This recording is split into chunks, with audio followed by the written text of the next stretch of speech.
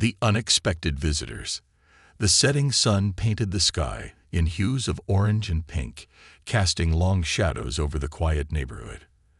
At the edge of Maplewood Lane, an elderly widow named Clara Richards was pruning the last of her roses in her meticulously maintained garden. At 81, gardening was her solace, a way to keep her hands busy and her mind distracted from the loneliness that crept into her life after her husband's passing 5 years ago. Each petal she tended held a memory of her late partner, a connection to a love that had once filled their now empty home. Clara's neighborhood had changed significantly over the years. The lively street once echoed with children's laughter and neighbors' friendly chatter, but now it had grown eerily silent. Many of her longtime friends had moved away or passed on, replaced by strangers who rarely stayed long enough to exchange more than a nod. Despite the solitude, Clara found comfort in her routines and her flowers. That evening, as she snipped at a particularly stubborn branch, a sound broke the silence. A soft, hesitant rustle of footsteps on the gravel path leading to her front porch. Clara straightened, her heart quickening as her eyes darted toward the sound. Emerging from the shadows were 2 little girls, their small hands clasped tightly together. They appeared to be no older than 7, their identical features marked with striking similarities. Deep brown eyes, curly black hair, and delicate faces etched with worry. Clara froze, her pruning shears suspended midair. She hadn't seen children on her street in years, and the sight of the twins approaching her door struck her as both unusual and oddly poignant. Their mismatched clothes hung loosely on their small frames, and their worn sneakers scuffed the gravel as they hesitated at the foot of the porch steps. "Hello there," Clara called softly, her voice kind but curious. "Can I help you, dears?" The twins stopped, exchanging a glance. After a brief, silent exchange, one of the girls, the slightly taller of the 2, took a tentative step forward. "We need to talk to you," she said, her voice trembling. It was so soft that Clara had to strain to hear her. The words carried an odd weight, and Clara's heart ached at the fear evident in the child's voice. "Come closer," she urged, setting down her shears. "You don't need to be scared. Let's talk." The girls climbed the steps hesitantly, their movements cautious, as if they were afraid of being seen. When they finally stood before Clara, the shorter girl spoke, her voice barely above a whisper. We don't know what to do," she stammered, tears brimming in her wide eyes. Clara's concern deepened.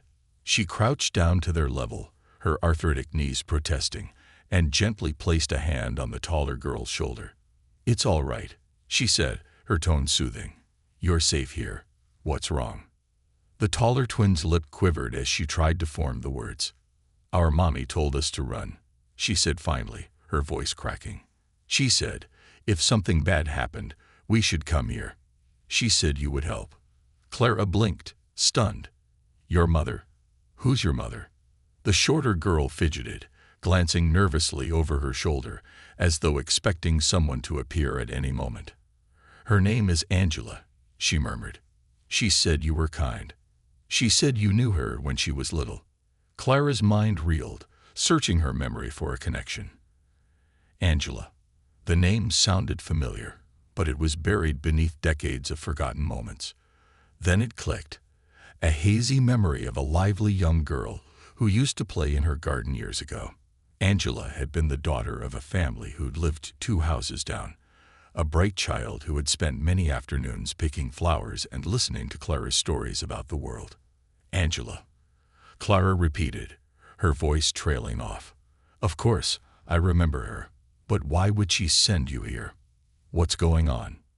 The taller twin's expression turned anguished, her small body trembling as she clung to her sister's hand. "She said we couldn't stay with her anymore," she said. The child hesitated, her voice catching. "She said someone bad was coming, and we had to be safe." A chill ran down Clara's spine. She straightened slowly, her mind racing. What could have driven Angela to send her children to a neighbor she hadn't seen in years? And what danger had she been fleeing? "Come inside," Clara said firmly, her protective instincts taking over. You're safe now." The twins hesitated for a moment before nodding in unison. Clara led them into her home, her heart pounding as she locked the door behind them. Something was terribly wrong, and Clara knew she was about to be pulled into a situation far beyond anything she had anticipated. The twins sat at her kitchen table, their small hands clutching mugs of warm milk Clara had hastily prepared. As she watched them sip, she resolved to uncover the truth, and if necessary, fight to protect them from whatever danger had forced their mother to send them into her care. Secrets Unearthed. The twins sat at Clara's kitchen table, their small hands wrapped tightly around the warm mugs she had offered. The glow from the overhead light cast soft shadows on their worried faces, making them appear even smaller and more vulnerable. Clara moved about the kitchen with purpose, her thoughts a tangled web of confusion and concern. Whatever had driven Angela to send her children here couldn't be trivial, and Clara's instincts told her that time was of the essence. As she set a plate of freshly baked cookies on the table, she took a seat across from the girls. The taller one, Emma, she had learned, kept glancing nervously toward the front door, as if expecting someone to burst through at any moment. Her sister, Ellie, sat quietly, staring into her mug as though it held the answers to their troubles. Clara decided to break the silence with the gentlest tone she could muster. "Emma, Ellie," Clara began softly, "I need you to tell me everything you can. What happened with your mother? Why did she send you here?" Emma hesitated, her wide eyes darting toward her sister for reassurance. Ellie gave a small nod, urging her to continue. Taking a deep breath, Emma began to speak, her voice trembling but determined. "Mommy's been scared for a long time," she said. "She tried to hide it from us, but we could tell. She'd check the windows all the time and make sure the doors were locked, even during the day." Clara leaned forward, her concern growing. "Did she ever tell you what she was afraid of?" Emma shook her head. "Not at first. But then, a few nights ago, she told us about a man, a bad man." Ellie piped up, her voice barely audible. "She said he was dangerous, that he hurt people." Clara's grip on the edge of the table tightened. "Do you know who he is? Did she say his name?" The twins exchanged a glance, and Emma whispered, "She called him Victor." The name didn't spark any recognition in Clara's memory, but the fear in the children's eyes was unmistakable. She pressed on, trying to piece together the fragments of their story. "Do you know how your mother knew this man? Was he a friend or someone from her past?" Emma shook her head again, her curls bouncing with emotion. "I think he was her friend a long time ago. But then he started showing up at our house, yelling at her. She would tell him to go away, but he wouldn't listen." Clara's heart ached for Angela, imagining the fear she must have endured. She wondered why Angela hadn't sought help sooner, but she knew better than to judge. People in dangerous situations often felt trapped, unsure of where to turn. "And what about last night?" Clara asked gently. "What happened that made your mom send you here?" Ellie's small body trembled as she spoke. "He came back. He was so mad, yelling at Mommy. We were upstairs, but we could hear him banging on the door. Mommy told us to pack a bag and be ready to leave. She said if anything happened to her, we had to come here." Clara's breath caught in her throat. Did he get inside?" Emma nodded slowly, tears brimming in her eyes. "We heard the door break, and Mommy screamed. She told us to go out the back window and run. So we did." Clara reached across the table, placing her hands over the twins' trembling ones. "You did the right thing by coming here," she said firmly. "You're safe now. I promise." But even as she said the words, a knot of dread tightened in her chest.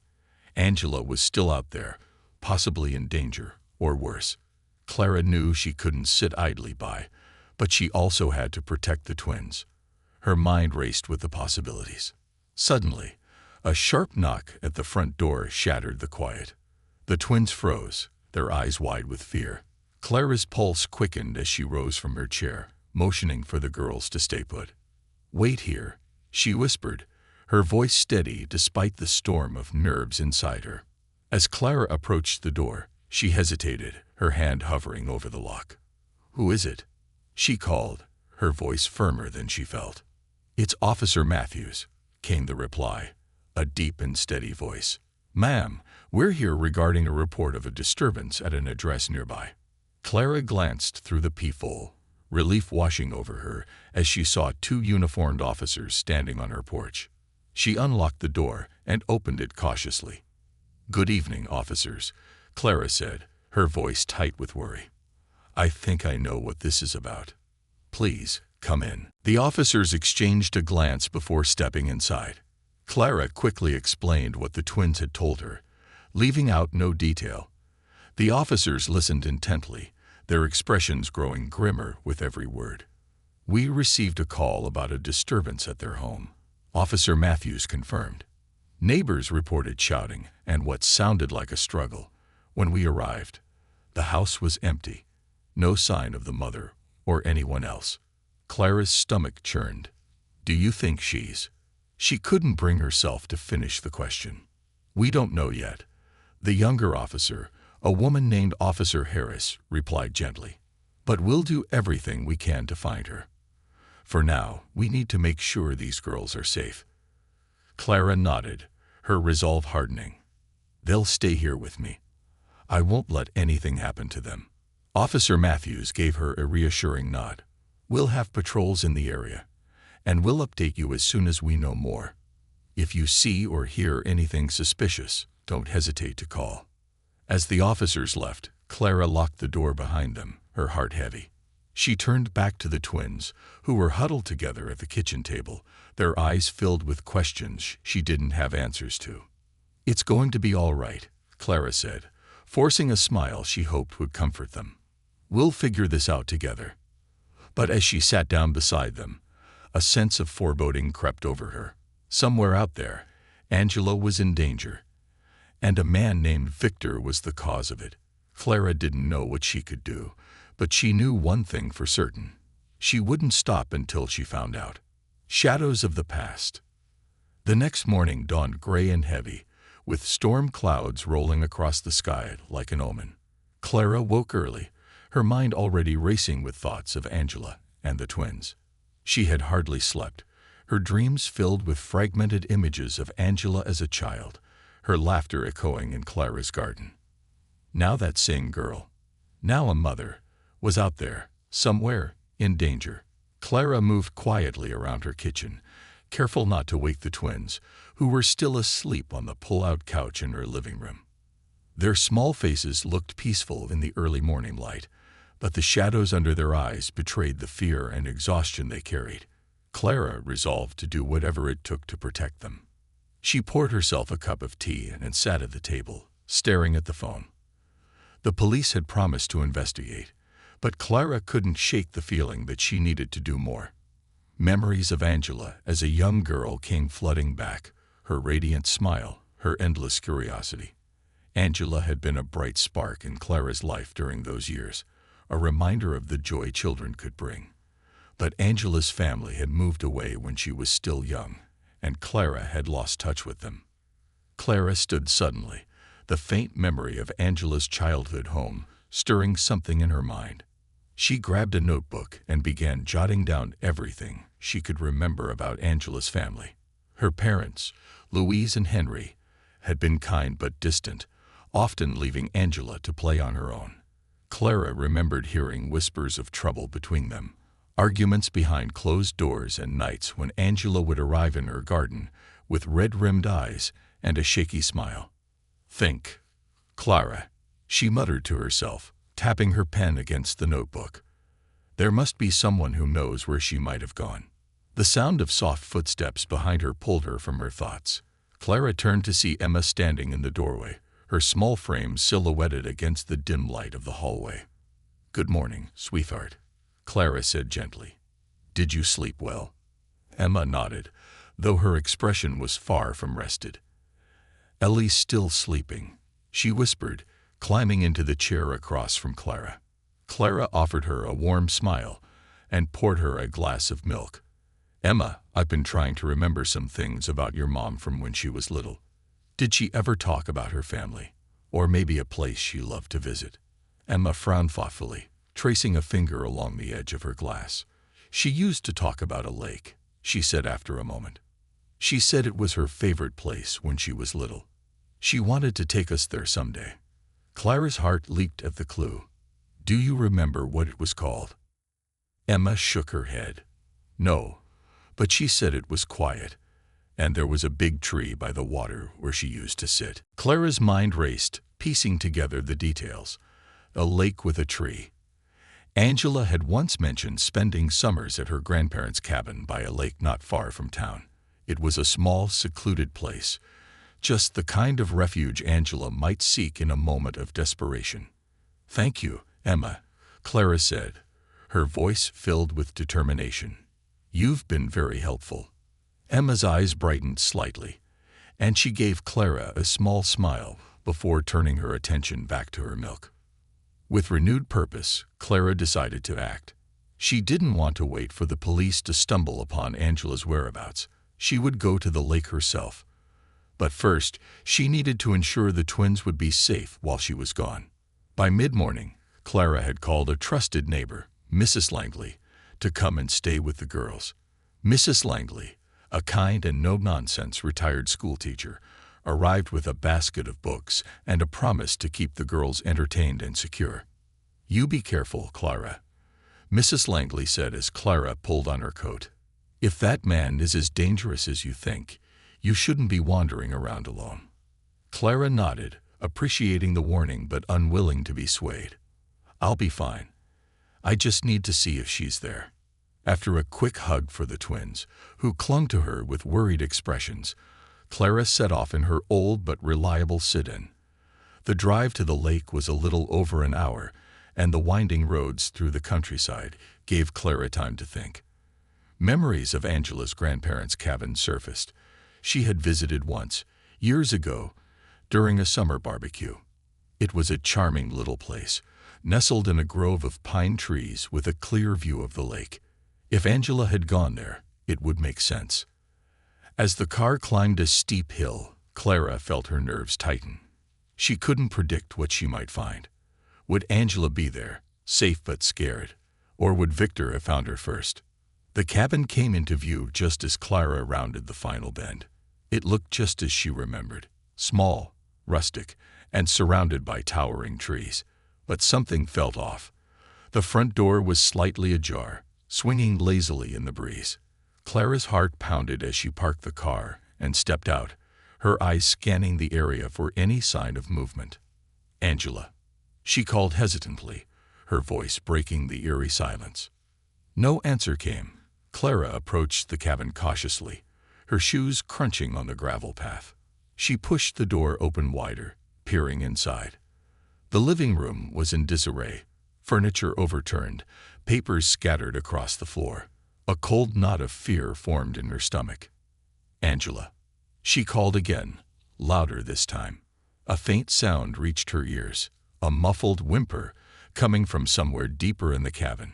Clara's heart raced as she followed the noise to a small bedroom at the back of the house.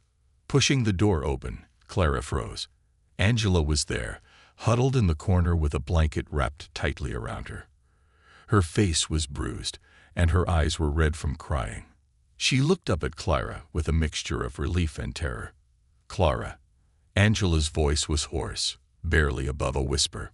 Clara rushed to her side, kneeling down and placing a gentle hand on her shoulder. It's me, Angela. You're safe now.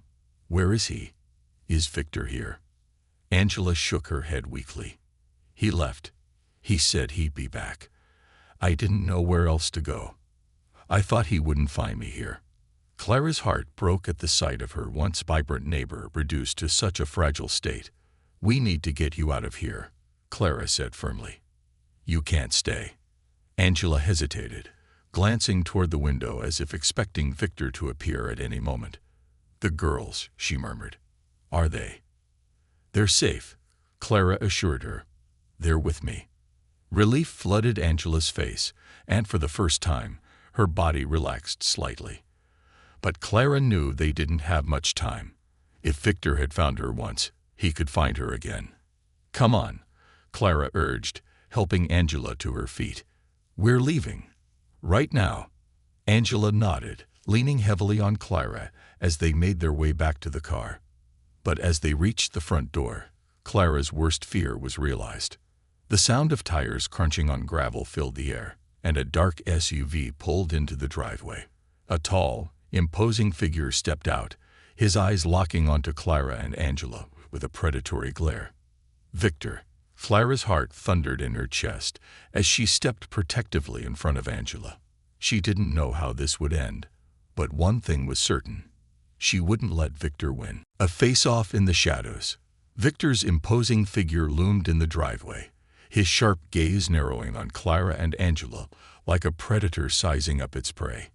He stepped toward them with a deliberate slowness, as though savoring their fear. The dark SUV behind him seemed to absorb the overcast light, adding to the sense of menace that surrounded him.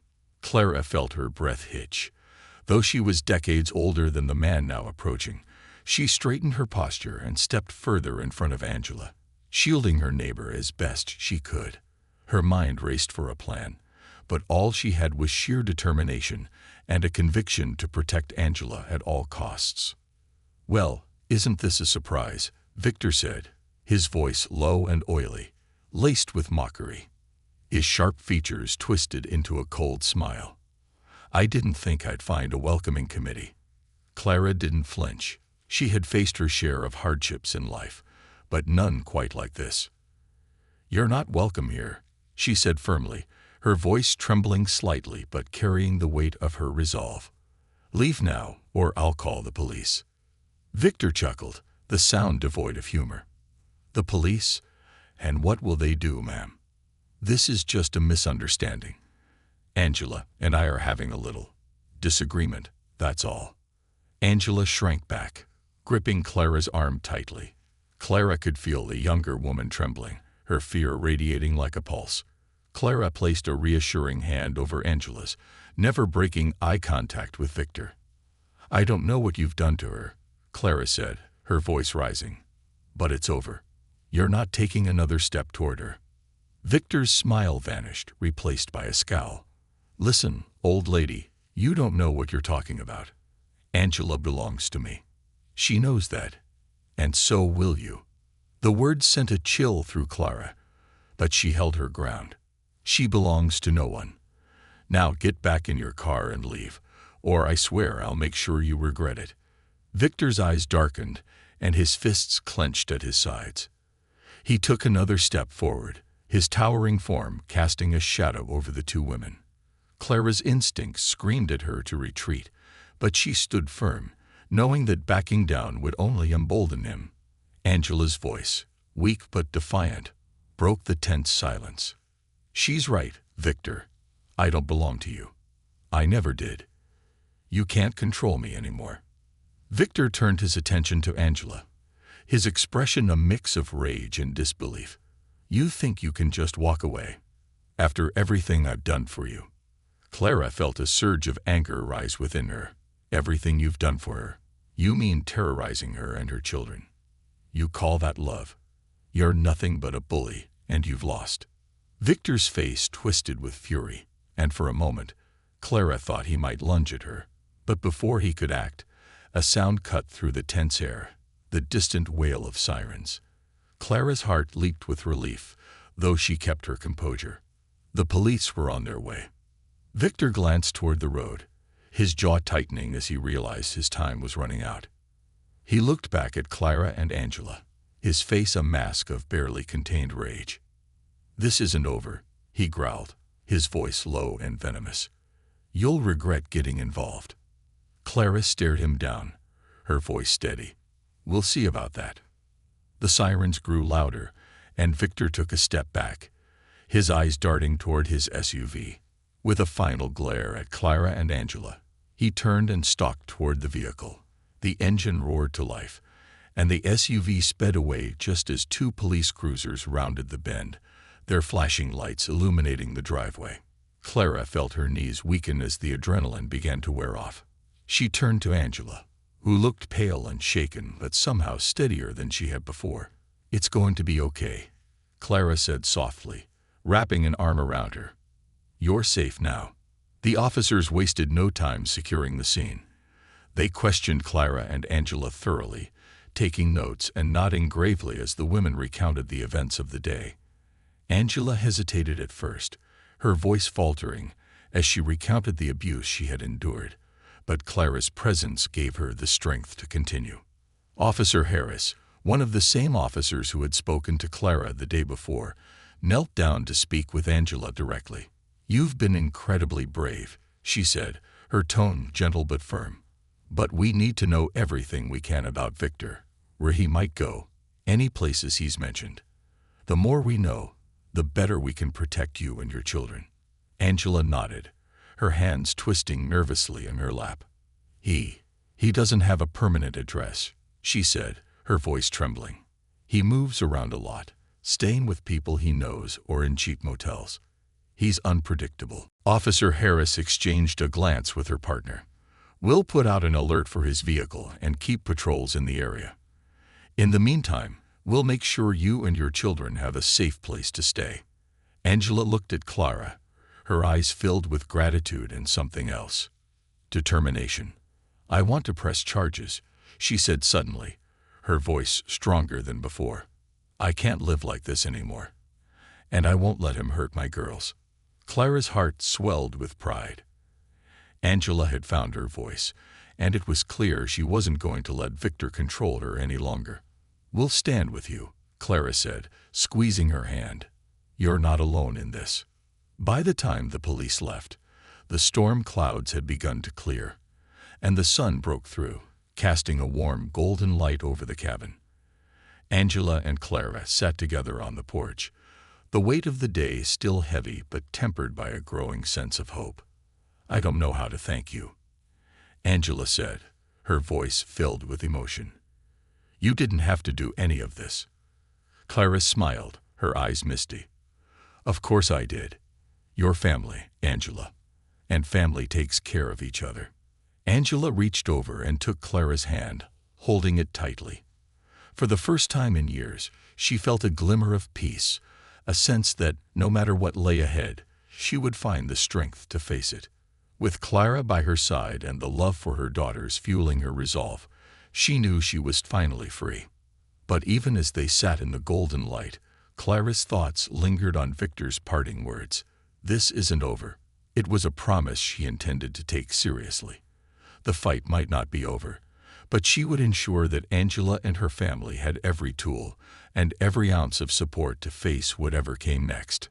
For now, though, they would savor this moment, a small victory in the face of overwhelming odds. It was a reminder that even in the darkest of times, there was always a flicker of hope to guide the way forward. Gathering the pieces, the golden light of the setting sun faded into the cold embrace of twilight, casting long shadows over the small cabin. Clara and Angela had spent the afternoon with officers finalizing reports and going over safety plans, but now, as the cabin grew quiet, a sense of unease settled over them. Victor might have been driven away for the moment, but Clara's instincts told her that this wasn't the end. Men like Victor didn't disappear without a fight. Angela sat at the kitchen table, her fingers curled around a warm cup of tea. Though her face still bore the bruises of her ordeal, there was a spark of resolve in her eyes that hadn't been there before. Across from her, Clara sifted through a notebook filled with hastily scrawled notes and addresses, her brow furrowed in concentration. "I need to understand everything, Angela," Clara said, her voice steady but firm. "How did Victor come into your life? Why did you let him get this close?" Angela winced, the question cutting deeper than Clara intended. After a moment, she sighed, her shoulders slumping. "It started when I was at my lowest," she admitted. "After the girl's father left, I was struggling, financially, emotionally, in every way. Victor was charming at first. He seemed to have all the answers, like he knew exactly what I needed." Clara listened intently, her heart aching for the younger woman. She could see how Angela might have been drawn in by someone like Victor, especially during such a vulnerable time. But then, Angela continued, her voice tightening. He started showing his true colors. Little things at first, controlling who I talked to, how I spent money. I told myself it wasn't a big deal, that he was just protective. But it got worse.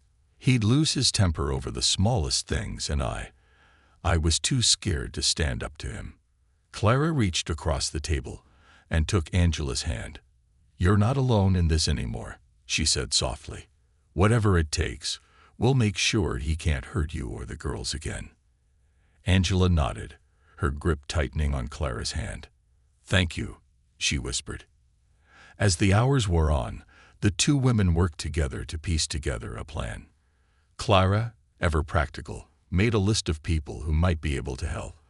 Angela's parents were no longer in the picture, but there was an aunt on her father's side who lived in a neighboring state. Angela hesitated to reach out, unsure if her extended family would even remember her, but Clara insisted. "People have a way of surprising you," Clara said with a small smile. "Give them the chance to do the right thing." Angela agreed, and together they drafted a message. Meanwhile, Clara made calls to local resources, domestic violence support groups, legal aid offices, and shelters that could provide additional protection if needed. Every step felt like a small victory, a piece of a larger puzzle that was finally coming together. Later that night, after Angela had gone to bed, Clara sat alone in the living room, her thoughts restless. The twins were safe back at her house with Mrs. Langley, and the police had assured her that patrols would be increased in the area. But Clara couldn't shake the feeling that Victor wasn't finished. Her eyes drifted to the notebook on the table, its pages filled with the details Angela had shared about Victor's habits and haunts. Clara had always been a woman of action, and waiting for the police to catch up felt agonizing. She knew it was reckless, dangerous even, but part of her wanted to confront Victor herself, to put an end to his reign of terror before he could hurt anyone else.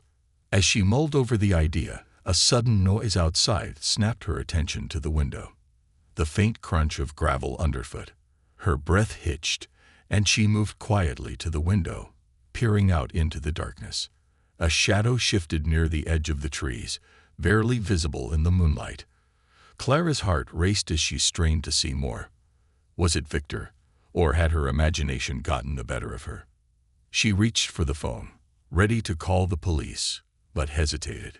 If it was him, would the officers arrive in time? And if it wasn't, she'd feel foolish for overreacting. The shadow moved again, this time closer. Clara's pulse thundered in her ears as she stepped back from the window, her mind racing. She needed to act, but how? Angela woke to the sound of hushed voices. Groggy and disoriented, she slipped out of bed and padded toward the living room. She found Clara standing near the window, her posture tense, while a police officer spoke quietly into a radio. "What's going on?" Angela asked, her voice laced with alarm.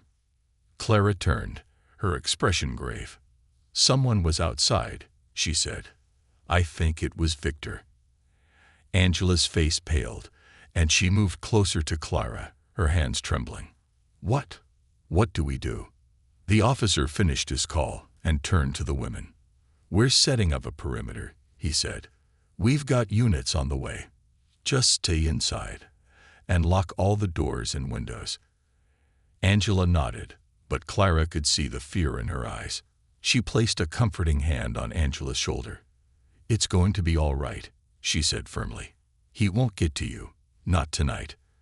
But as the officer stepped outside to coordinate with his team, Clara couldn't shake the unease that gripped her. She had seen Victor's type before, calculated, relentless, and dangerous. She knew that whatever happened next, she would have to be ready for it. As the minutes dragged on, the tension in the cabin grew thick. Every creak of the floorboards, every rustle of the wind outside set their nerves on edge. Clara stayed by the window, her sharp eyes scanning the dark for any sign of movement. Angela sat on the couch, her hands clasped tightly in her lap, whispering a silent prayer. And then, Just as the night seemed to settle, the sound of breaking glass shattered the fragile calm. Clara spun around, her heart lurching as she saw a figure forcing its way through the kitchen window. Time seemed to slow as she reached for the nearest object, a heavy ceramic lamp, and held it like a weapon. "Stay back!" Clara shouted, her voice fierce despite the fear coursing through her. The intruder paused, his silhouette illuminated by the moonlight streaming through the broken glass. It was Victor. His cold eyes locked onto Clara, and a twisted smile spread across his face. "You're brave, old woman," he sneered, stepping closer. "But you should have stayed out of this." Clara's grip tightened on the lamp. "You picked the wrong family to mess with," she shot back, her voice steady. Behind her, Angela scrambled to her feet, her own fear giving way to a spark of defiance. Together, the two women stood their ground, ready to face whatever came next. The sound of sirens in the distance signaled the arrival of help, but Clara knew the next few moments would determine everything. It was a battle of wills, and she was determined not to lose. The reckoning.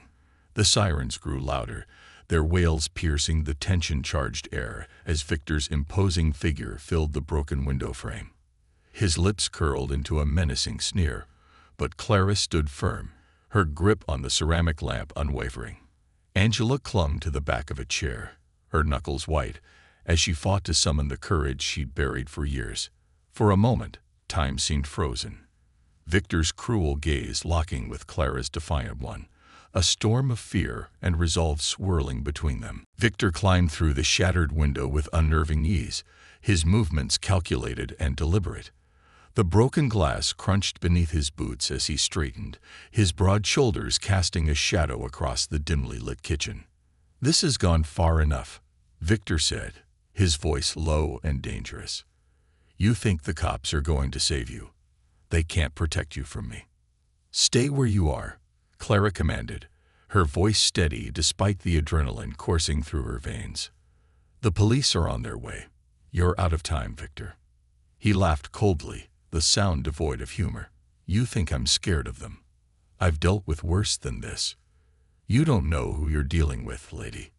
Clara took a step forward, her eyes blazing with unshakable resolve. "And you don't know who you're dealing with, Victor. You might scare everyone else, but you don't scare me. You're nothing but a bully, and I've had enough of bullies in my life." Victor's expression darkened, and he took a threatening step toward her. Angela gasped, her instinct to flee warring with her newfound resolve to stand her ground. Clara didn't flinch, her gaze locked on Victor as if daring him to take another step. "You're not going to win this," Clara said, her voice cutting through the tension like a blade. "You've already lost. Angela doesn't belong to you. She never did, and you'll never get your hands on her or those girls again." Victor lunged toward Clara, his arm outstretched as if to strike, but she was ready. With all the strength her frail body could muster, Clara swung the lamp, the heavy ceramic smashing into Victor's shoulder. He staggered back with a roar of pain, clutching at the spot where the lamp had struck. "You old witch," he snarled, his eyes blazing with fury. Angela's voice, trembling but strong, cut through the chaos. "You don't control me anymore, Victor. This ends tonight." Victor turned toward her, his expression a mix of rage and disbelief. "You think you can just walk away? You think you're strong enough to fight me?" "I don't think," Angela said, stepping out from behind the chair. "I know." The sound of heavy footsteps on the porch signaled the arrival of the police. Victor's head snapped toward the door, panic flashing across his face for the first time. He turned back to Clara and Angela, his fists clenching as if debating whether to fight or flee. Before he could decide, the front door burst open, and officers stormed into the room, their weapons drawn. "Freeze. Hands where we can see them," one of them barked. Victor froze, his chest heaving as he weighed his options. For a moment, it looked as though he might resist, but the sight of multiple officers closing in seemed to deflate him. Slowly, he raised his hands, his face contorted with fury and defeat. The officers moved quickly, handcuffing Victor and reading him his rights. He didn't resist, but his glare never left Clara and Angela. "You'll regret this," he hissed as they led him toward the door. "You'll pay for this." Clara stepped forward, her voice calm but unyielding. "The only one paying for anything is you, Victor. You're done." Once Victor was gone, the cabin fell into an almost eerie silence. Angela collapsed into a chair, her body trembling as the adrenaline drained away. Clara moved to her side, placing a comforting hand on her shoulder. "It's over," Clara said softly. "You're safe now." Angela shook her head, tears streaming down her face. "It's not just me. It's the girls. I let him into our lives, and now they'll never feel safe again." Clara crouched beside her, taking both of Angela's hands in hers. "You didn't let him in. He forced his way in. And you did the hardest thing anyone can do. You stood up to him. Your girls will see that. They'll see how strong you are." Angela looked into Clara's eyes, searching for the truth in her words. Slowly, she nodded, a flicker of hope igniting in her chest. In the days that followed, life began to take on a new rhythm. Victor was formally charged with multiple counts of domestic abuse, harassment, and child endangerment. Angela worked closely with the police and legal advocates to ensure he couldn't come near her or her daughters again. Clara, ever the anchor, helped Angela navigate the overwhelming process. She accompanied her to meetings with lawyers and counselors, offering unwavering support at every step. Angela's aunt, whom she hadn't seen in years, reached out after hearing the story and offered to take her and the girls in until they could get back on their feet. One crisp morning, Angela and the twins stood in Clara's front yard, their bags packed and ready for the journey to a new life. Emma and Ellie clung to Clara, tears streaming down their faces as they said goodbye. "Thank you for everything," Angela said, her voice thick with emotion. "I don't know what we would have done without you." Clara smiled, her eyes misty. "You didn't need me to save you, Angela. You had the strength all along. I just helped you see it." As the car pulled away, Clara watched from her porch, a bittersweet feeling settling in her chest. The street was quiet again, but it no longer felt lonely. Angela and the twins had a long road ahead, but they had found their way to safety, and Clara knew they would thrive. Inside, Clara sat by her window, a cup of tea in her hands. The sun broke through the clouds, casting a warm, golden light over her garden. She thought of George, her late husband, and smiled. "You'd be proud of me," she whispered. For the first time in years, Clara felt a sense of peace. She had faced fear, fought for what was right, and made a difference. And in doing so, she had reminded herself, and Angela, that even in the darkest moments, there is always light to be found. The final steps toward freedom. As Angela's car disappeared down the street, Clara lingered on the porch, her gaze fixed on the horizon. The sun had begun its descent, casting long, golden shadows across the neighborhood. Though the immediate danger was gone, a weight lingered in her chest, the kind that only comes after a battle hard won but not yet fully resolved. She turned back toward her quiet home, now absent the lively presence of the twins and Angela. For a moment, the emptiness threatened to settle in, but Clara shook her head. This wasn't the end. It was a new beginning for all of them. The following week, Clara busied herself with tying up loose ends. She maintained regular contact with Angela, who updated her on their progress. The twins had settled in well with Angela's aunt, and Angela had already started counseling sessions to work through the trauma she had endured. She sounded lighter, freer every time she called, though the scars, emotional and physical, would take time to heal. One sunny afternoon, Clara sat in her garden, trimming her beloved roses, when her phone rang. She wiped her hands on her apron and answered, her heart lifting at the sound of Angela's voice. "Clara," Angela began, her voice bright, "I just wanted to let you know. The restraining order was approved. Victor won't be able to come near us again." Clara exhaled deeply, relief washing over her. "That's wonderful news, Angela. I'm so proud of you." "There's more," Angela added, her tone softening. "I've decided to stay with Aunt May for a while longer. She's been so supportive, and the girls love it here. It feels safe." "You deserve that, Angela," Clara said warmly. "A place where you can finally breathe and rebuild."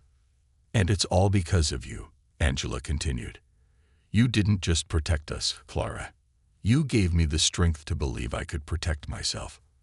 I'll never forget what you've done for us." Tears pricked Clara's eyes as she listened, her heart swelling with pride and gratitude. "You saved yourself, Angela.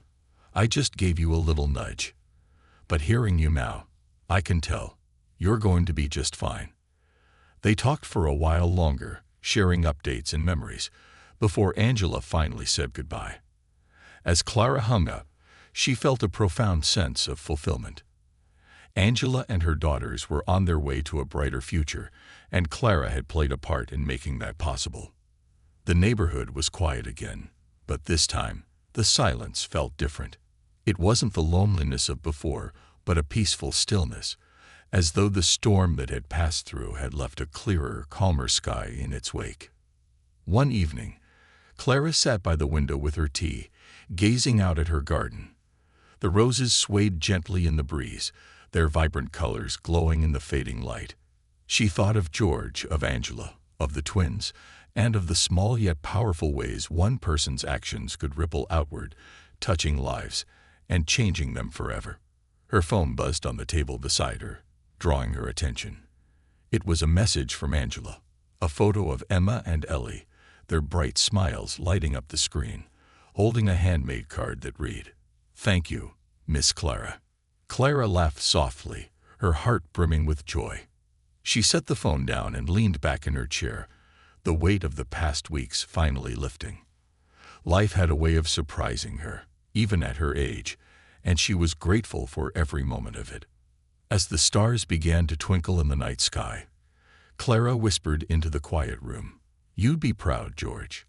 I know I am." And with that, she closed her eyes, letting the peace of the evening wrap around her like a warm embrace. She had faced the darkness, stood against fear, and helped rebuild lives. For Clara, that was enough. A life well lived and still full of purpose.